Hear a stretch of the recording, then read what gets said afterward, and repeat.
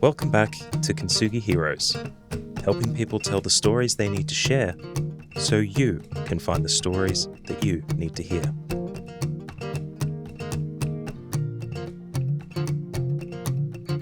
Today, John Millam is joined by Daniel Dougherty. Formerly from the US, Daniel and his wife moved to Australia in 2019. He is joining the Kintsugi Heroes team as a volunteer presenter. Although he says he's a bit shy and reserved and likes to be in the background, he loves helping people share stories and genuinely connect.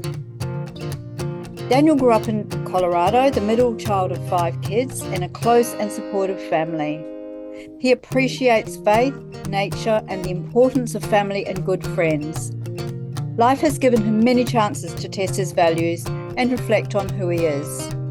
Daniel has faced anxiety, depression, and a crisis of faith, and shares how unconditional support helped him through tough times. Now he enjoys life more each year and wants to help others share their stories. We hope you enjoy meeting Daniel.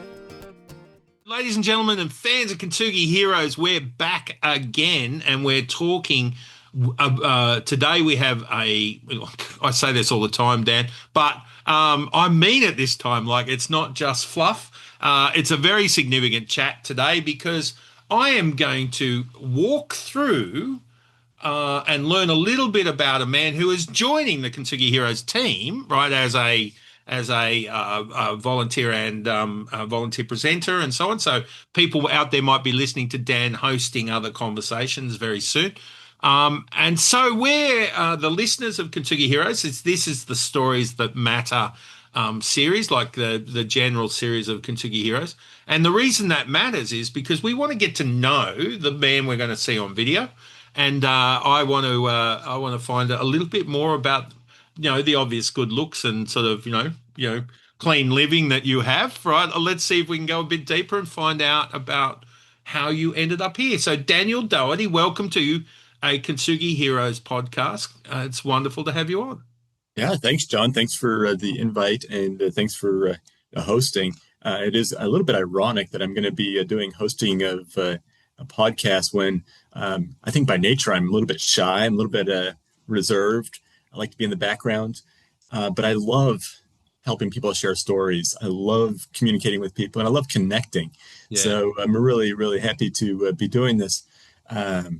And it's something that I've been wanting to for a long time, but because of fear and discomfort and something I'll get to later, I've avoided podcasts for a long, long time. So I'm actually pretty excited, even though nervous, about coming and having this chat. So really appreciate that.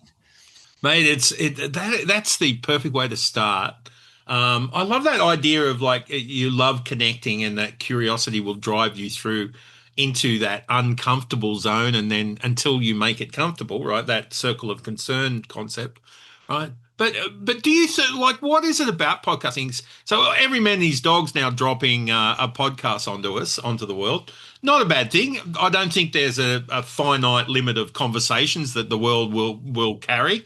But what in particular do you see as the power of podcasting? The podcast, just by the sense that here in the modern world, that there are so many podcasts that you can go on, look for almost any topic you want. So there's a power there, and there's an interest. Yeah. What I think it is, what I really think comes down to is the power of storytelling, and not just the power to be entertained by a story, but the power to share of ourselves, share knowledge, share experience. I'm just amazed by just how powerful a story could be when told. And I'm interested in how can it be told like genuinely? How can you genuinely connect? And that's hard to do over a digital media, I think. I'd much rather do it in person, face to face. That's not always possible, but to me, it is that power of story. Yeah, and the power of podcasting is the storytelling and that sharing of an experience.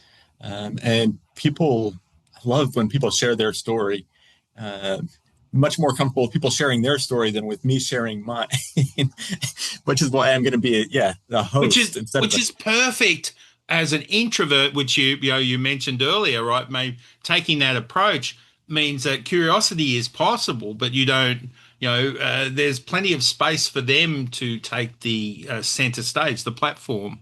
You're not pushing yourself into front of them, hopefully, right? So, and to me, that's become some of the more powerful stories are when there's not an agenda. And of course, we all have an agenda of some level, and things. Hopefully, our stories have a point to the story, but how the story is shared and that experience, and even in the podcast, I love that it's a lot of times not scripted. Yeah, I don't know what's going to happen. I don't know what's going to come out of this, and that's exciting. The kind of a little bit of the unknown. So some of those things are very exciting, I think, and very interesting parts of a podcast.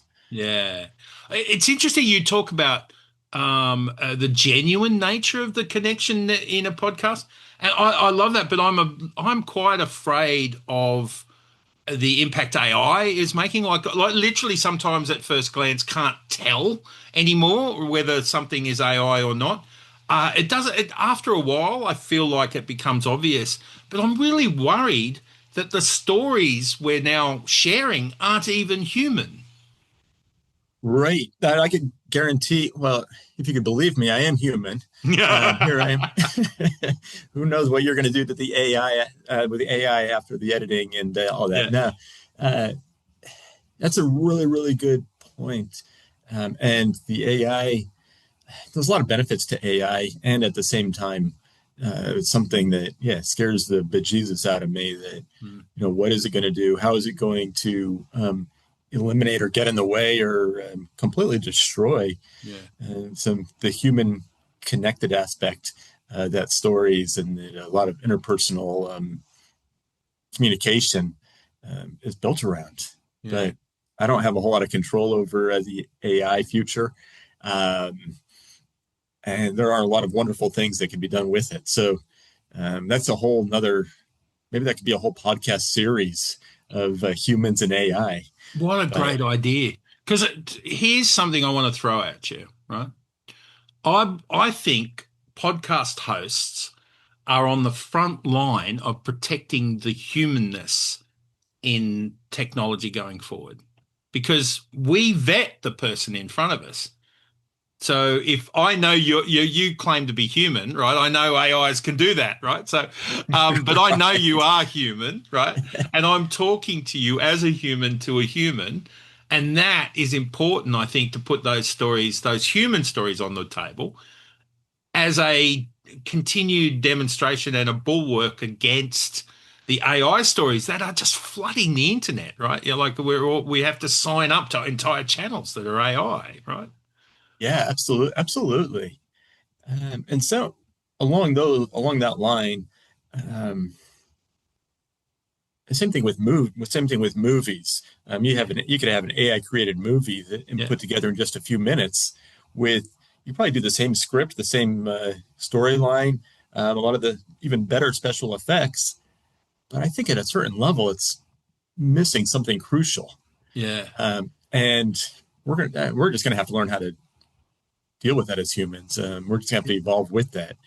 But as a podcast host, and that's something that is important to me, is while we do have that opportunity before Elon gets locks us down and stops us from talking. Exactly. Right? So as long as we have this freedom to do that, and also it's a privilege and a responsibility. It's all those things. Yeah. To tell stories. Yeah, beautiful. Yeah, I want to get better at telling my story. Yeah, I certainly do, because I think it's important.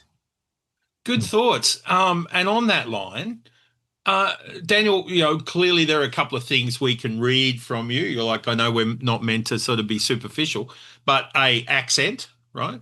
Yes. B, that you're not old, but you're not a spring chicken anymore. You've had a couple of years, to learn how things work, and you're as a result, the accent tells us that you're in a different country than you started out being. Tell us the story, some of those things that are relevant to to those observations. Tell us Yeah. who Daniel is. Absolutely. One of the hardest parts of me telling my story is knowing what to include and what not to include. What's important? What's a good anecdote? What's Yeah. how to keep somebody interesting and keep somebody interested, while at the same time, getting from. I am 47 years old. Just had my 47th birthday a few weeks ago. Happy birthday! And thank you. And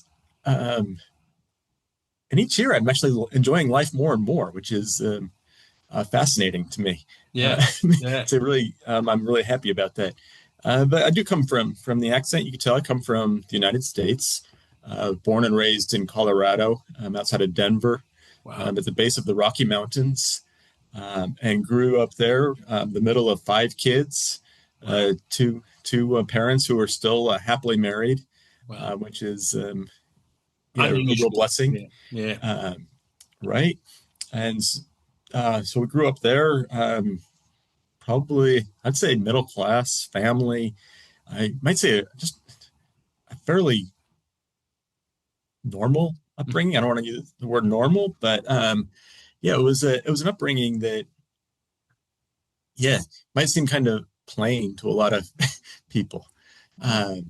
We certainly had our challenges, and I don't want to. I think most of my story in 47 years didn't happen in the first few years of life when I was growing up. Yeah. But a lot of my really formative things that happened there, things that were formative in my upbringing, the importance of family. Yeah. Wow.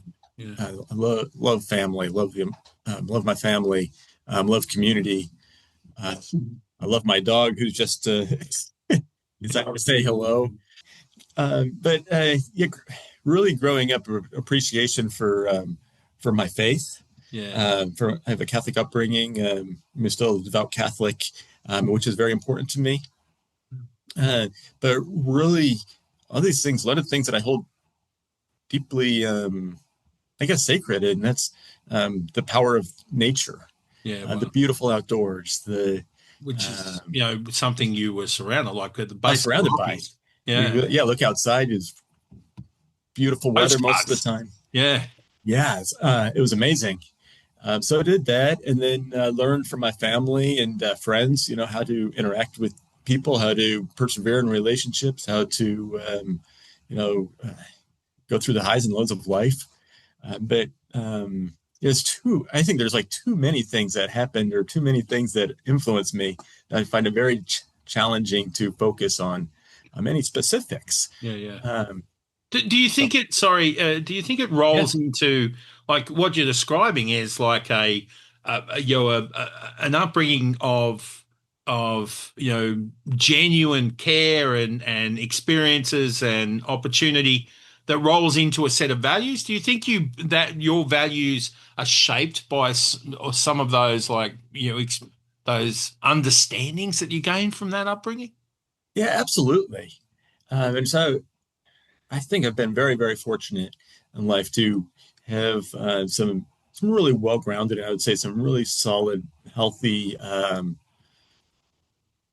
values to be shown.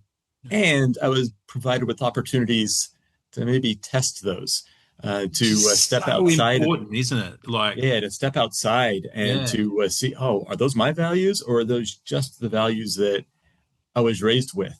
And get to kind of where my life, those really, I think, where I really learned to have my values and stuff in a little bit further here in this conversation. But I think very, very fortunate to have that opportunity. And I think probably the most important things, family, my wife, Jenna, has been absolutely fantastic for me. Fantastic part of my life. But family, friends, the importance of good friends. And I could do a whole podcast just on Well, hopefully you'll friendship. get the chance, right? Because, like we know that the world can be a very lonely place for a lot of people. And that social, we take that often for granted, particularly men, right? In their, in that ages coming up to, those early, sort of productive years with relationship and kids and work and all that stuff. So the power of friendship and the power of connecting to that social circle, that's not just a good value, it's good sense, isn't it? It is good sense. And I used to think that it was easy to have good friends. Yeah. I am, just by nature, I think I'm a pretty likable person.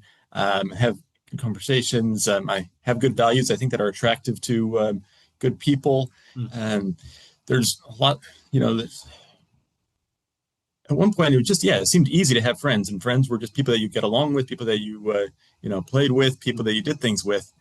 But it wasn't until really as an adult how much I appreciate, like, when somebody is really a really good friend, because you go through different things and you go through different experiences, and people come in and out of your lives. They certainly have for me, even some really wonderful people that have been in my life for a period of time, and then we go different directions. But there's a few people that they've just been so important to me getting through different aspects of life. And some of them are family, and some of them are not blood related, but just incredible friends, which is really, really important to me. So, and you mentioned, like, I love the conviction, and that I would agree that that's so important, like bringing that kind of the primacy of relationships in your life, right, is so important. But you mentioned the tests, right? So, like, nothing you hold is valuable until you understand why you're hanging on to it, right? In my mind, how did you learn, right? What was the test that gave you that lesson? Yeah, there were a few things. The first one that I actually kind of remember really starkly was my junior year, going into my junior year of high school. Right. So going into sophomore year, I told you I was the middle of 5 children. I had my oldest sister. We're all about 2 years apart. My oldest sister, and that is my brother. And my brother and I were really, really good friends. Right. We were very, very tight. Did a lot of different things together, caused trouble together, played together, had fun. But we really got along well, became really close. And then I had 2 younger sisters, right, as well. And it wasn't until my brother, going into my junior year, when my brother graduated and he went off to the military academy, the Naval Academy in Annapolis, wow, Maryland. Yeah, wow. And I didn't really process until watching him when we dropped him off and he went off to boot camp. And he was excited to go, but watching him walk away, like, man, that just hit me like a ton of bricks. Not typically a real emotional person, but I broke down in tears, and I cried for hours and hours. My God, here's my life is gone. It's different. I'm at a loss, but it's just a real powerful sense of loss. Yeah. And he was brother since then. I know it was almost 30 years ago now. That was, almost 30 years ago. I just had some great times with my brother since then. We've had some great moments like since then. So it wasn't a loss, but it was definitely a change. Right. And so that was really the first time, going on to probably 16 years old, that I've heard to self-identify as, I'm no longer my brother's brother. Yeah. I'm no longer Tim's little brother. I'm now me. And a little bit of a regret, but more of a learning that I was so focused on being my brother's brother. I had 2 little sisters that needed a big brother as well. Like, I wish I would have interacted with them more, not necessarily been nicer to them, not necessarily anything else, other than I just wish I would have interacted with them more. So that was the first time that I was just like, wow, I'm trying to become my own person. I'm trying to become a man. I'm trying to become an individual, figure out life. I'm no longer my brother's brother, which I didn't realize until later was my biggest identity. Yeah, wow. I love that perspective. So it's like it's very self-aware. The idea, like you were going through a transition. Was that like a rite of passage? Do you feel like that was a moment where you kind of grew up? It was, yeah. There's, I feel like I was lucky in life as well. Mm. There were several different rites of passage. I Mm. was involved in the Boy Scouts, and they had different rank advancements and Yeah. Yeah. etc. And I was privileged enough to become an Eagle Scout, Mm. which was a rite of passage. Was an honor with sports teams and stuff going, and you go through as a first year of high school, and you're the low person on the Yeah, yeah. pecking order, right? And Yeah. hazing was a little bit more accepted back then than it is now, but different rituals of acceptance. So went through some of those, but that was the first time that I really internalized having to step up. Mm. So Absolutely. you were emotionally impacted then, but the insight you shared with us now, is that from reviewing? Like, is that like, the understanding that comes with, as you grow in sophistication in life, right? Oh, absolutely. Yeah, I yeah. had none. I had no. At that time, I was had very little understanding of why I was crying my eyes out while I was bawling. Yeah, yeah, It's just yeah, like, yeah. oh, this is awful. This feeling is terrible. I don't ever want to feel this again. Um, In learning, like in particular, those transitions, so often that's an area where men in particular, in my experience, struggle to make that adjustment, right? Like we tend to cling on to something we're comfortable with on an emotional stretch, right? So, mhm. quite happy taking on physical challenges, like putting yourself at risk, right, with barely a thought. Yeah, Um, yeah, but moving into that emotional DMZ can be really challenging at times, right? Because, that's not our we haven't been given necessarily all of the training, right? But so the learning that you went through at that moment, do you think it served you well? Was that something you had to recover from, or was that something you grew from? both. Um, it certainly served me well. At some point, I had to break up, break off from an identity I had just been raised with, and um, yeah, it wasn't awful. It certainly wasn't awful. Had a very good upbringing. It wasn't an Yeah, awful position, but it would have been awful to stay that way or live life the rest of my life yeah, that way. Would have been a real tragedy. yeah, So I think certainly learned from it.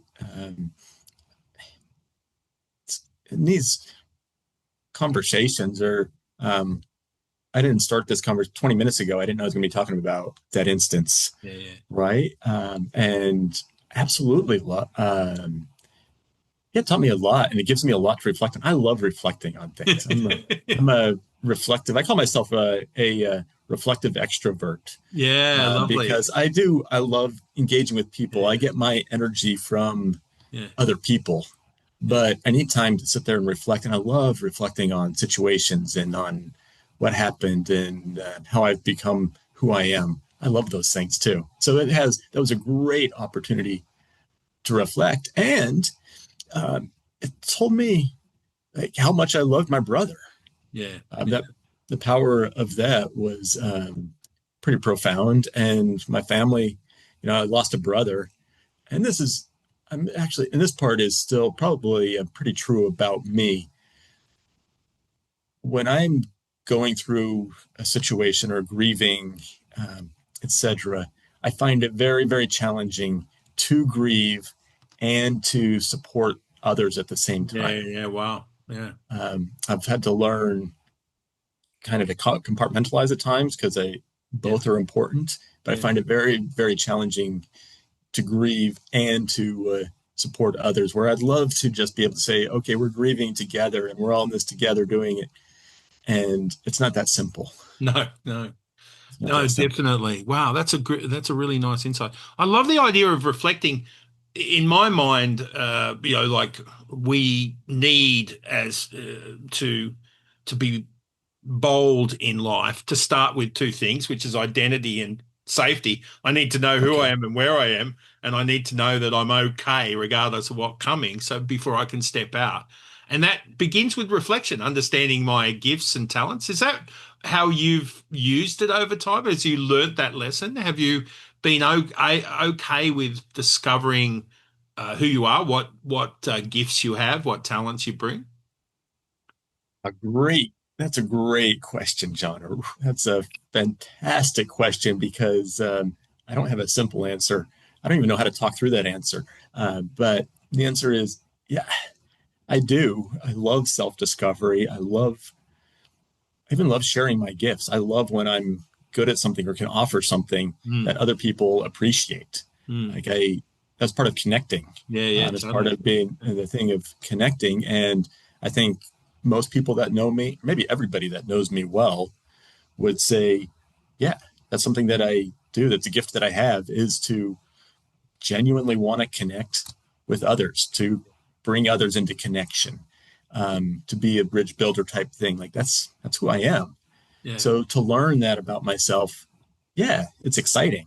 Yeah, It's yeah, interesting. yeah. And at the same time, John, I get terrified, absolutely terrified when I learn something about me. And then I have the expectation either from society or from myself, or from family, friends, whatever, that, all right, now I'm expected to do something with this thing that I just now learned. Yeah, wow. And I get terrified of that. And that's something else I've had to really grapple with over the years, is that, it's anxiety, but a lot of times it's just downright terror of different situations. I think that's such an important thing to share with people, right? The idea, like that, at the ground, that's, people understand that thought will manifest into something like imposter syndrome or, into a feeling of worthlessness, right? And it can be a vulnerable place. So working through that, feeling that terror and stepping into the unknown, obviously you managed to do that. You moved countries, for instance, right? That's not easy. So, do you have any thoughts like on that terror? You processed it in some way. How did you do that? Yeah, that has been quite a process. My first 18 years of life, almost 19 years, my family did a lot of traveling. Right. We did a lot of family trips together, which were great. If you've ever seen the movie, it's an American movie with Chevy Chase called Vacation. Yeah. That was our family. With the Roadster, right? With the Roadster, we would pile in. We had a little bit bigger car. We had a van that we would pile in, but anywhere in between 5 and I think at one point we had 10 passengers. Wow! Driving in. Did you have grandma on the roof? She might have been. I don't know what was on the roof.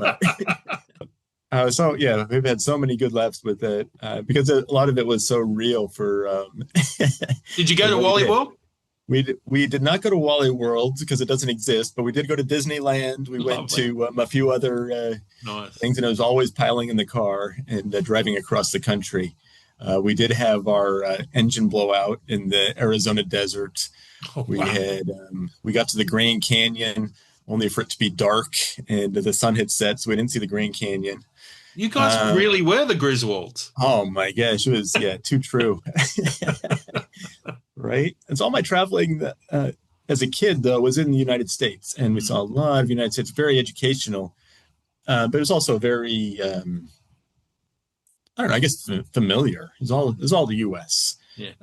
Right? It wasn't until as an adult, in probably my early 20s, that I got to step outside and I went to Europe for the first time. And so starting to realize, wait, so not only am I not the center of the world, being just me, as Americans, I'll just say we tend to be egocentric as well. The world revolves around America in a lot of ways. And so I had to learn, I guess there are other things out there. It's not just the US. And so all these things just kind of enlightening to discover. And so I'm adventurous, but at the same time, gosh, it was hard to leave. I hate saying goodbye to things. But there were a few in that process of learning, of growing. I did learn ways to do it. When, for an example, my grandmother was my dad's mom, who grew up not too far, or when we were growing up, she didn't lived in the same locale. We'd go there for Sunday dinners. So she became quite close to her. I had moved away for uni, went to a place called the Catholic University of Americas in Washington, D.C. Wow. But that was a good 30-hour drive from home, or a 3-hour plane ride. Yeah. And while I was in uni, Grandma got sick. She was diagnosed with pancreatic cancer and given, just weeks to live. I remember that feeling of losing my brother just to boot camp. Like, I don't want to go and say goodbye. Like, I'm just going to stay out here. I'm just going to pretend it doesn't happen. I'll live my life out here, and then I'll go back for the funeral. So I don't have to say goodbye. My mom really encouraged me. Said, Dan, I've never heard anybody regret going and seeing somebody for the last time. And I've heard a lot of people who do regret that they didn't go. So she basically said, we're going to find a way to get you on a plane, get you out here. Which we did. And I went there and had still the most beautiful, peaceful, serene experience that I've ever had. And it was dealing with death. So that was really, Grandma, I had about, maybe an hour that we sat there and talked. I don't remember what we talked about, but it was just a great conversation. It wasn't sad. She told me about life, told me some life lessons. My grandfather had died a few months before that. She was just looking forward to going home and, being with Grandpa again. And at the same time, she was not in denial about what was going on. She knew there was family around. She knew I had come from Washington, D.C. to visit her. And so it's just when I talk about connectedness, say just a really peaceful connection. And then, she gave me, my grandfather used to make rosaries. Rosaries are Catholic prayer beads. My grandfather used to make those. He taught me how to make it when I was a kid. And she took out one out. When she gave it to me, she's like, well, I don't really need this anymore. Here, why don't you take it? I still have it. I still carry it around with me most days. So it was this really powerful thing. And then in a classic Dan moment, those people who have come to know me realize that I could take a really powerful, meaningful moment and just by a little twist, make it awkward and just to change it around a little bit. So I said my goodbyes, and I walked out the door and about to drive home, and I realized my car keys are in by my grandmother's bed. Oh yeah, yeah. So I was like, I call them the shopping aisle moments, right? Where you bump into a friend in one aisle and then have a chat, catch up, say goodbye, and then unfortunately bump into them every other aisle after that. Right? You can't even you can't look at them, right? Because you've already said goodbye, right? So yeah. So it was awkward, but she handled it like a champ. We had just one more quick moment. And that was the last time I saw her. But it wasn't a sad, even to this day, it wasn't a sad goodbye. It was a very powerful. And so I learned a lot about letting go, but it not being a final ending, but just being a continuation to a beginning. So I found that to be very, very powerful. It's something I look to. That's not to say that everything since then has been an easy transition or an easy goodbye. Far from it. So I think from there, just another thing that two other things that were quite impactful for me, that I learned a lot with a lot of growth. There's many, many other things, but two things that I'll touch on. One was when I went into called the seminary, or I went into religious formation, thinking that being a Catholic priest was going to be the way that I You was had going to that best know calling? Did you the feel calling. Yeah. I felt the call. I felt the call, and it wasn't a lightning strike moment, or it wasn't a suddenly sit up in bed and say, "Oh, I got to do this." It was things laying out in life, a path being laid out in life that was, I think, I was being invited to take. It's the best way I could explain it, but through others, through conversations, through timing of situations, through internal drive or internal, say, maybe internal urges, maybe, but quiet urges for things that ultimately ended up being good and healthy and life-giving for myself and for others as well. So that's what I thought I wanted to do. But after 3 years of that, I came to the decision that I no longer wanted to be on that path. And that led to a really, really challenging few years. That was in my late 20s.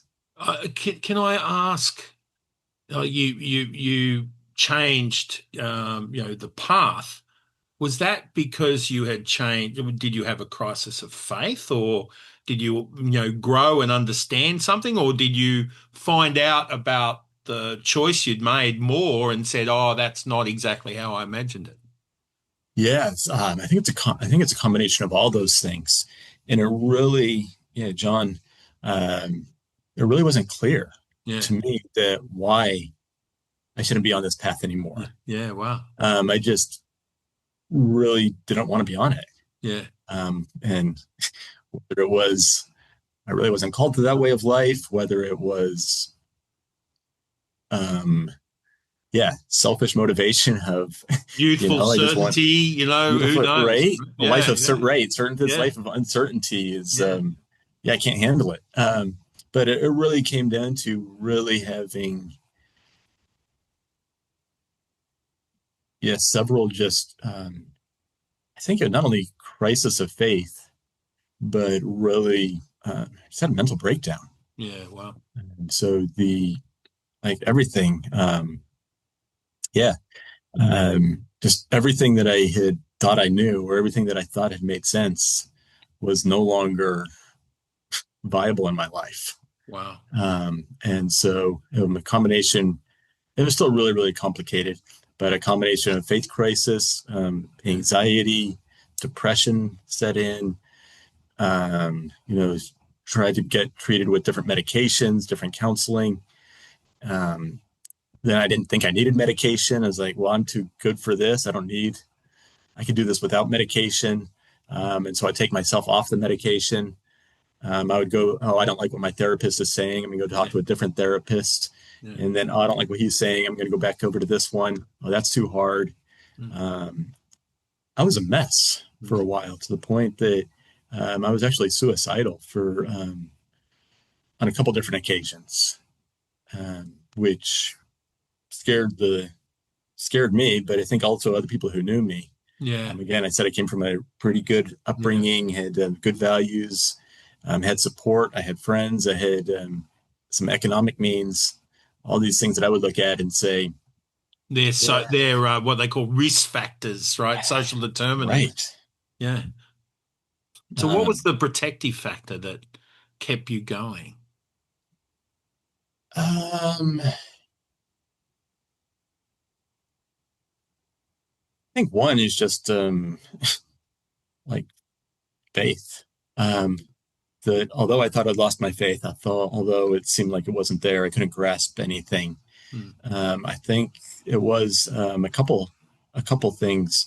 One, there were two really good friends in my life at that time who they don't even realize this, but how much their just unjudgmental friendship meant.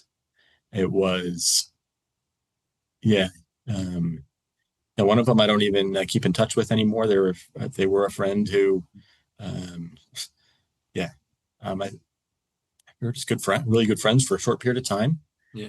Helped each other out on a few different things, but that friendship really, for whatever reason, just really gave me a little bit of foothold. And then the second one, is my partner and my wife, Jenna, who really not only stood beside me during some really, really dark moments, but she's was able to connect some dots that hadn't been connected before in some of my relapses and some of my behaviors. So she just, very, very, she's just such a foundation. But so it's really kind of that non-judgmental, not trying to figure things out for me, just giving me the space to figure things out. So, so those two things were in those people. So then, being married to Jenna and having an opportunity to grow in a lot of these things with her has been, really, really incredible. Yeah. And the last episode was probably 11 or 12 years ago now. Wow. Last time I had a really bad, depressive episode. So with that, those were things that I learned. And those are things that, now, as I said, life's been good, going 47 years, and each year seems to keep getting better than the next. So that's for some of those reasons. Yeah. The nature of, when you, the nature of unconditional, non-judgmental support, can change everything, right? So it sounds like that was crucial to you at that time. What did you learn about that too? Because going through what you've gone through can't fail to change you, right? So, where did you get to as a result of that? Yeah. I think that one of the big things that I've learned, and I have to, when I've learned, this is for myself, because what other people have told me, that it's okay to fail. Yeah. And failure is, it's still a scary word for me. I was afraid to fail, and I was also afraid to succeed. Yeah. Right. Succeeding takes you to a higher level of failure. Right. Exactly, John. Exactly. So in that sense, it was just one of those experiences that I had to experience myself. I'm fantastic at being able to learn from other people's experiences intellectually. Yeah. But to actually go through it myself, it's a different level, and that's what I needed in these things. I needed to experience that love, unconditional. Yeah. I needed to experience it in a way that said, I really screwed up big time in some of these areas. Yeah. And you know what? I'm not proud of it. I'm not glad that some of those things happened, other than I'm glad where I am now. Yeah. So those things, just learning, I have to learn by doing things myself. And all those things were about learning that. There's so much stigma around what, around those type of experiences in the community. How do you see other people going through that now? Is that, and what do you now know about the community itself? Yeah. I really feel for our community, both at a microscopic level, family, friends, neighborhood, and our larger online community and the global community. So many of the communities, at least that I'm involved in, really just don't know how to deal with life situations. Yeah. They don't have the structure for dealing with different events. I'm with you that we talked earlier. sometimes either boundaries or in processes. Like I don't care about them, but I know that they're important. Mm.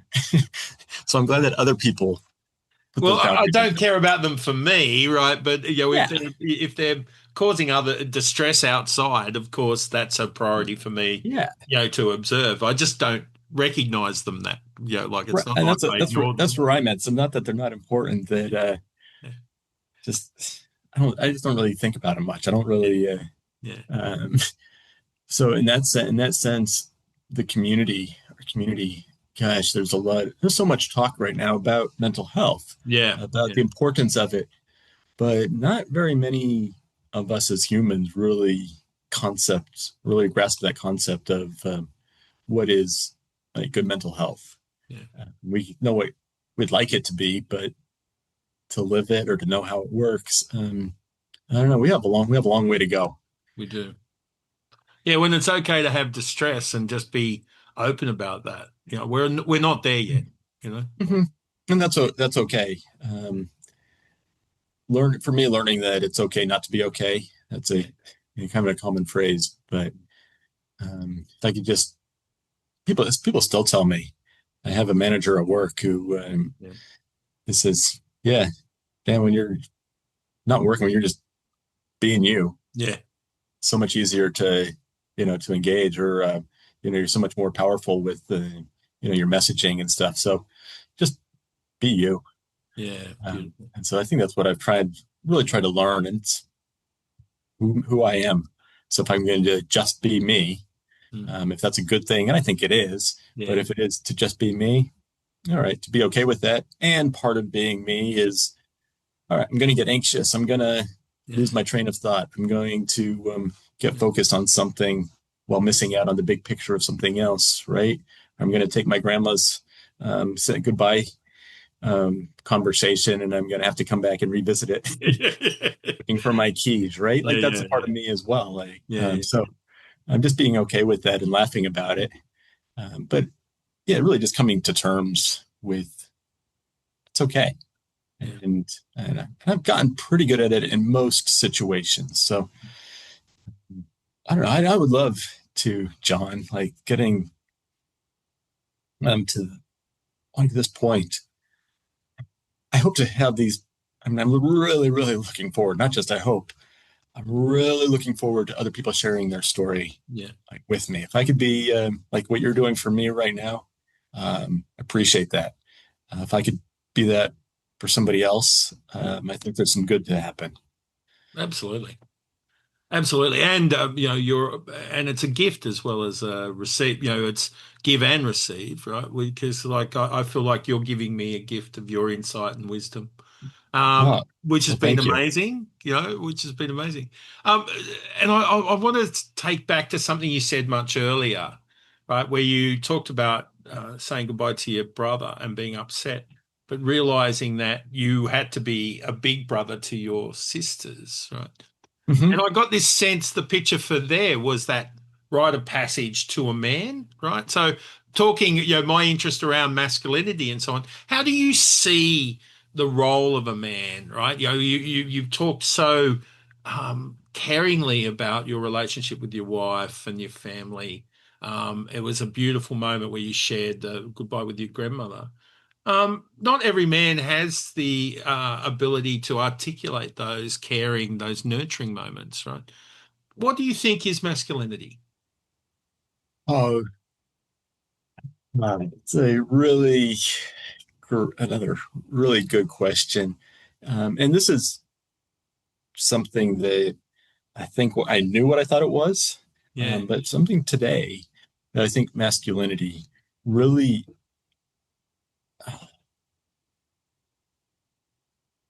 man, that's a tough question.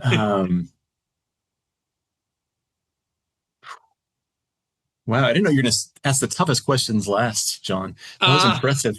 We've got a big finish, mate. Right? Because guess what? Like from this point, I'm not trying to trick you. I'm really genuinely interested because I love that idea of you stepping into that responsibility. Your response out of grief was not to hide, but to step up, right? And I like, for me, that's a warrior's view of masculinity. And yet it's, the gentleness of caring for your grandmother and so on is not, it's not typical warrior. Yeah. I think it's something that I appreciate. I think something that was modeled to me as well, by my father, by other people in my family, by, I'd say, the people that my parents chose to be around as we were growing up, was that sense of, to be masculine and to be a man was one, it was to be brave, it was to take care of, it was to be responsible, to do these things, but it was to do these things out of love, and to do these things out of care for what you can provide to those around you. So it wasn't, was there some of it? Absolutely. But it's not about just showing off. It's not just about trying to get attention. It's not about exerting your power and your force over those around you. It's some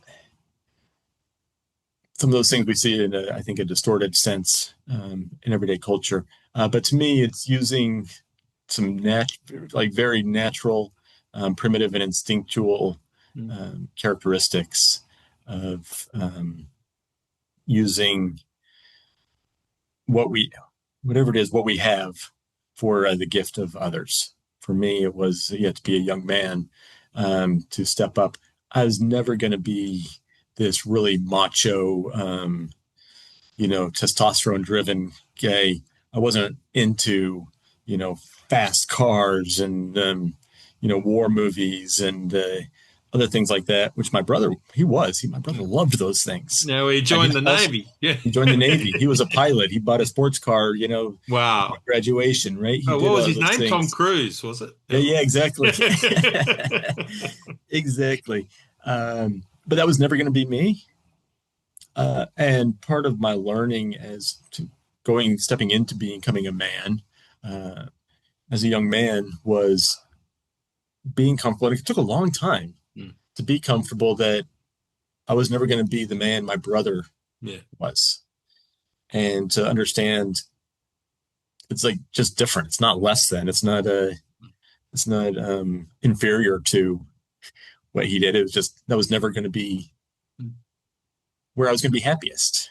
It was never going to be what I was created in this world to do.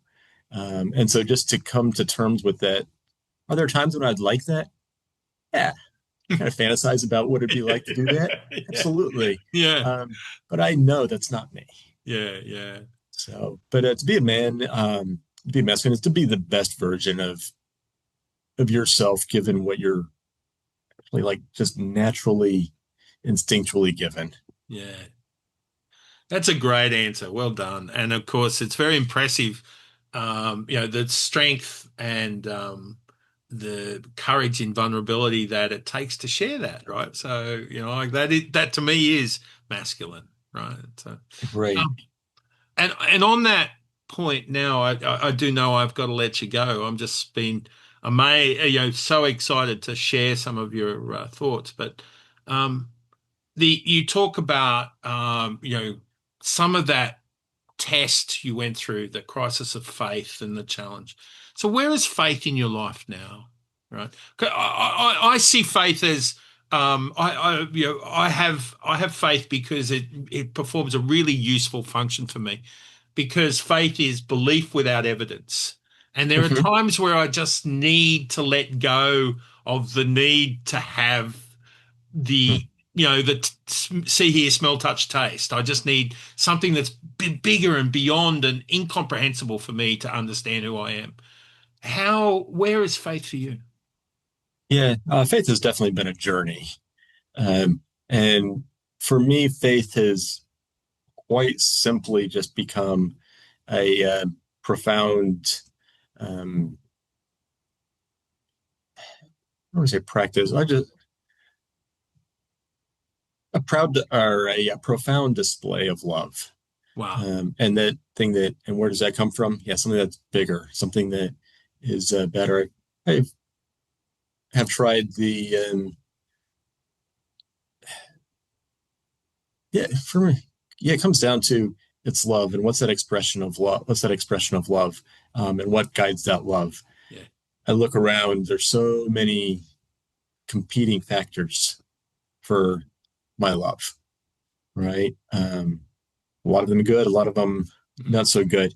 But it really was solidified for me as the world changed, as the world developed quickly, and trying to find what are the like when I say what are the truths, what are those things that I could count on in any situation. If I go back and I look at the way the world was, okay, I saw how it was for me then, but how's kind of universal truths is what I've been kind of searching for. Yeah. And as fast as the world is changing, and as much as my life has been bounced around in different areas, the one thing that is that does continue to direct it in a way that continues to make sense is a path of love towards others, and just a faith. You said without belief without evidence, that in the end, down the road, what I'm doing now makes sense, or what I'm doing now makes a difference. Yeah. If not, without the faith and without me regularly practicing it, doing spiritual exercises, meditation, a prayer, but also acts of service is really a big one. Without that, I'm not sure I would have much hope, to be honest. Yeah. So it's where I rest my hope, and it gives me a lot. Yeah. So it's not a right now. It's not a huge obligation. It's not a huge just a burden. No, it's something that is life-giving to me. Not always easy, but so for me, I think I'll leave it at that. It's an expression of love. Right, and I love that just that line. It shouldn't be a burden, right? And I love that's where it is. Dan, thank you. It's been absolutely awesome. I've opened you up and to find out a bit about you. And I'm gonna go hide. No, you've answered the call. Exposed. You've been wonderful, and I'm really looking forward to seeing you have conversations with the people who share their stories with you. Welcome aboard, and thank you so much for talking to me today on Stories That Matter with Kintsugi Heroes. Oh, thank you, John. It's a real pleasure. Awesome, brother.